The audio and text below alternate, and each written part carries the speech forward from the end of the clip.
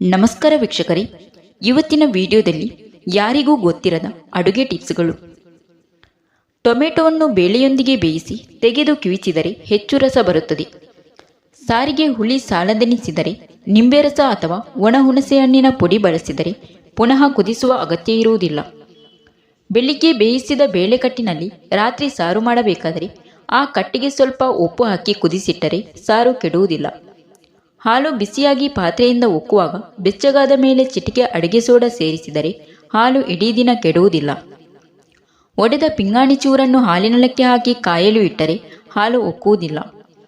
ಒಡೆದ ಹಾಲು ತಣ್ಣಗಾಗುವ ಮೊದಲೇ ಚಿಟಿಕೆ ಉಪ್ಪು ಮತ್ತು 1 ಚಮಚದಷ್ಟು ಕಲ್ಲು ಸಕ್ಕರೆ ಹಾಕಿದರೆ ಹಾಲಿನ ಕೆಟ್ಟ ರುಚಿ ಹೋಗಿ ಕುಡಿಯಲು ಯೋಗ್ಯವಾಗುತ್ತದೆ. ಬೇಸಿಗೆ ಕಾಲದಲ್ಲಿ ಹಾಲು ಕೆಡದೇ ಇರಲು ಒಂದು ತಟ್ಟೆಯಲ್ಲಿ ನೀರು ಹಾಕಿ ಅದರಲ್ಲಿ ಹಾಲಿನ ಪಾತ್ರೆ ಇಟ್ಟರೆ ಹಾಲು 24 ಗಂಟೆಗಳ ಕಾಲ ಕೆಡದೇ ಇರುತ್ತದೆ. ಹಾಲು ಹೆಪ್ಪು ಹಾಕಲು ಮೊಸರು ಇಲ್ಲದೇ ಇದ್ದರೆ ಒಂದು ಸಣ್ಣ ಚೂರು ಹುಣಸೆ ಹುಣ್ಣಾಗಲಿ ಅಥವಾ ಸಣ್ಣ ನಿಂಬೆ ರಸ ಹಾಕಿದರೆ ಅದು ಮಾಮೂಲಿನಂತೆ ಹೆಪ್ಪುಗಟ್ಟುವುದು. ಹಾಲಿನ ಪುಡಿ ಮತ್ತು ಕೋಕೋವನ್ನು ಮಿಶ್ರಣ ಮಾಡುವಾಗ ಸ್ವಲ್ಪ ಸಕ್ಕರೆ ಮತ್ತು 2 ಚಮಚ ತಣ್ಣೀರು ಮೊದಲು ಹಾಕಿ ಗಟ್ಟಿ ಮಿಶ್ರಣ ಮಾಡಿಕೊಂಡು ನಂತರ ಬಿಸಿನೀರು ಸೇರಿಸಿದರೆ ಅದು ಗಂಟು ಕಟ್ಟುವುದಿಲ್ಲ. ದಿಢೀರ್ ಮೊಸರು ಬೇಕಾಗಿದ್ದಲ್ಲಿ 1 ಲೋಟ ಬೆಚ್ಚಗಿನ ಹಾಲಿಗೆ 2 ಟೀ ಚಮಚ ಮೊಸರನ್ನು ಹಾಕಿ ಬಿಸಿ ಇರುವ ಕುಕ್ಕರ್ನಲ್ಲಿ ಇಟ್ಟು ಮುಚ್ಚಳ ಮುಚ್ಚಿ 3 ಗಂಟೆಗಳವರೆಗೆ ಹಾಗೆಯೇ ಇಡಿ. ಸಿಹಿ ಮೊಸರು ತಯಾರಾಗುತ್ತದೆ. ಹೆಚ್ಚು ಚಳಿ ಇರುವ ಪ್ರದೇಶದಲ್ಲಿ ಮೊಸರು ಮಾಡಲು ಹೆಪ್ಪಿಟ್ಟ ಹಾಲಿನ ಪಾತ್ರೆಗೆ ಒಂದು ಬಟ್ಟೆಯನ್ನು ಸುತ್ತಿ ರೂಮ್ ಹೀಟರ್ ಮುಂದೆ ಇಟ್ಟರೆ ಮೊಸರಾಗುತ್ತದೆ. 2ನೇ ಸಲ ತೊಳೆದಿಟ್ಟ ಅಕ್ಕಿಯ ನೀರನ್ನು ಮಜ್ಜಿಗೆ ಮಾಡುವಾಗ ಉಪಯೋಗಿಸಬಹುದು. ತುಂಬ ರುಚಿಯಾಗಿರುತ್ತದೆ. ಮಜ್ಜಿಗೆ ಕಡೆಯುವುದಕ್ಕೆ ಮುಂಚೆ ಕಡೆಗೋಲು ಪಾತ್ರೆ ಇವುಗಳನ್ನು ಕಡಲೆ ಹಿಟ್ಟಿನಲ್ಲಿ ತೊಳೆದು ಮಜ್ಜಿಗೆ ಕಡೆದಲ್ಲಿ ಪಾತ್ರೆ ಮತ್ತು ಕಡೆಗೋಲಿಗೆ ಬೆಣ್ಣೆ ಮೆತ್ತಿಕೊಳ್ಳುವುದಿಲ್ಲ. ಬೆಣ್ಣೆ ತೆಗೆಯುವ ಮುನ್ನ ಕೈಯನ್ನು ಕಡಲೆ ಹಿಟ್ಟಿನಲ್ಲಿ ಬಿಸಿ ನೀರಿನಲ್ಲಿ ಅಥವಾ ಒಣಸೆ ಹುಳಿಯಲ್ಲಿ ತೊಳೆದುಕೊಂಡರೆ ಕೈಗೆ ಜಿಡ್ಡು ಅಂಟಿಕೊಳ್ಳುವುದಿಲ್ಲ. ಬೆಣ್ಣೆ ಕೆಡದಂತೆ ಇರಬೇಕಾದರೆ ಪ್ರತಿದಿನ ಅದನ್ನು ತಣ್ಣೀರಿನಲ್ಲಿ ಕರಗದಂತೆ ತೊಳೆದಿಡಿ. ಪ್ರತಿದಿನವೂ ಬೆಣ್ಣೆ ತೊಳೆದ ನೀರನ್ನು ಬದಲಾಯಿಸಿರಿ. ಬೆಣ್ಣೆ ಕಾಯಿಸುವಾಗ ಅದಕ್ಕೆ 1 ಚೂರು ವೀಳ್ಯದೆಲೆಯ ತೊಟ್ಟು ಹಾಕಿದರೆ ಕೆಟ್ಟ ವಾಸನೆ ಇದ್ದರೆ ಹೋಗುತ್ತದೆ.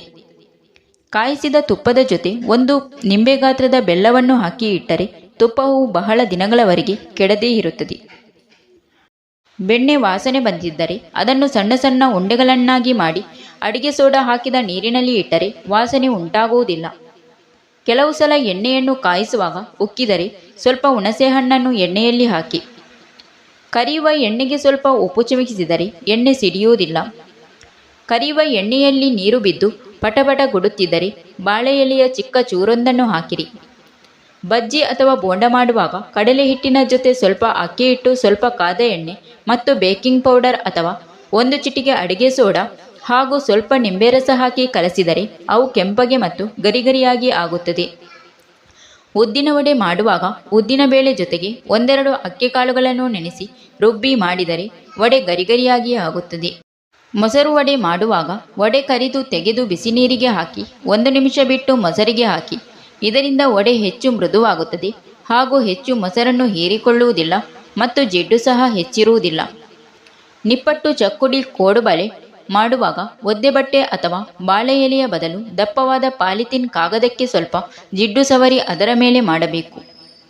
ಚಿಪ್ಸ್ ಮಾಡುವಾಗ ಆಲೂಗಡ್ಡೆ ತುಂಡುಗಳನ್ನು ಅರ್ಧ ಗಂಟೆ ಮೊದಲೇ ನೀರಿನಲ್ಲಿ ನೆನೆಸಿ ಕರಿದರೆ ಚಿಪ್ಸ್ ಗರಿಗರಿಯಾಗಿ ಆಗುತ್ತದೆ.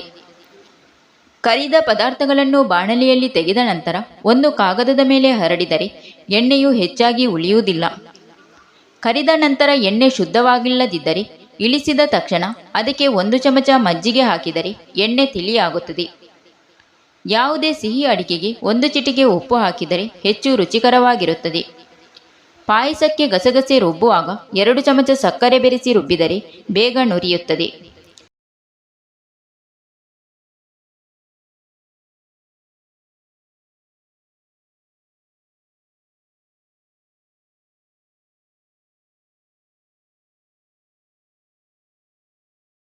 ಪಾಯಸಕ್ಕೆ ತೆಂಗಿನಕಾಯಿ ತುರಿಯ ಹಾಲನ್ನು ತೆಗೆಯುವಾಗ ಬಿಸಿ ನೀರಿನಿಂದ ಕಾಯಿ ತುರಿಯನ್ನು ರುಬ್ಬಿ ಹಿಂಡಿ ಹಾಲನ್ನು ತೆಗೆದುಕೊಂಡರೆ ಪಾಯಸ ರುಚಿಯಾಗಿರುತ್ತದೆ. ಹೋಳಿಗೆಗೆ ಹೂರಣ ತಯಾರಿಸುವಾಗ ಹೂರಣ ತೆಳುವಾದರೆ ಅದಕ್ಕೆ ಅರ್ಧ ಹಿಡಿಯಷ್ಟು ಒಣ ಅವಲಕ್ಕಿ ಅಥವಾ ಅರ್ಧ ಹಿಡಿ ಅಕ್ಕಿ ಹಿಟ್ಟು ಹಾಕಿದರೆ ಹೂರಣ ಗಟ್ಟಿಯಾಗುತ್ತದೆ. ಹೋಳಿಗೆ, ರೊಟ್ಟಿ ಇವುಗಳನ್ನು ಪ್ಲಾಸ್ಟಿಕ್ ಕಾಗದದ ಮೇಲೆ ಅಥವಾ ಯಾವುದೇ ಪತ್ರಿಕೆಯ ದಪ್ಪಗಿನ ಮುಖಪುಟದ ಹಾಳೆಯ ಮೇಲೆ ತಟ್ಟಬಹುದು. ಆದರೆ ಪ್ಲಾಸ್ಟಿಕ್ ಕಾಗದಕ್ಕೆ ಸ್ವಲ್ಪವೂ ಬಿಸಿತಾಗಬಾರದು. ತಾಜಾ ಮೊಟ್ಟೆಯ ಮೇಲೆ ಎಣ್ಣೆಯನ್ನು ಸುತ್ತಲೂ ಸವರಿದರೆ ಅವು 4-5 ದಿನ ಕೆಡದೇ ಇರುತ್ತದೆ. ಮೊಟ್ಟೆಯನ್ನು ಪರೀಕ್ಷಿಸಲು ಅವುಗಳನ್ನು ನೀರು ಅಥವಾ ಉಪ್ಪು ನೀರಿನಲ್ಲಿ ಮುಳುಗಿಸಿರಿ. ತಾಜಾ ಮೊಟ್ಟೆಗಳು ಮುಳುಗುತ್ತದೆ, ಕೆಟ್ಟು ಹೋದ ಮೊಟ್ಟೆಗಳು ತೇಲುತ್ತದೆ. ಹೊಸದಾಗಿ ಇಟ್ಟ ಮೊಟ್ಟೆಗಳನ್ನು 1 ನಿಮಿಷ ಕಾಲ ಕುದಿಯುವ ನೀರಿನಲ್ಲಿ ಇಟ್ಟು ತೆಗೆದರೆ ಬಹುಕಾಲ ಹೊಸದಾಗಿಯೇ ಉಳಿಯುತ್ತದೆ. ಮೊಟ್ಟೆಯ ಅಗಲವಾದ ತುದಿಯಲ್ಲಿ ಪಿನ್ನಿನಿಂದ ಒಂದು ಚಿಕ್ಕ ರಂಧ್ರ ಮಾಡಿ ಬೇಯಿಸಿದರೆ ಬೇಯುವಾಗ ಸೀಳುವುದಿಲ್ಲ. ಬಿರುಕು ಬಿಟ್ಟ ಅಥವಾ ತೂತಾದ ಮೊಟ್ಟೆಗಳನ್ನು ಬೇಯಿಸುವಾಗ ನೀರಿಗೆ 1 ಚಿಟಿಕೆ ಉಪ್ಪು ಹಾಕಿದರೆ ರಸ ಹೊರಗೆ ಬರುವುದಿಲ್ಲ.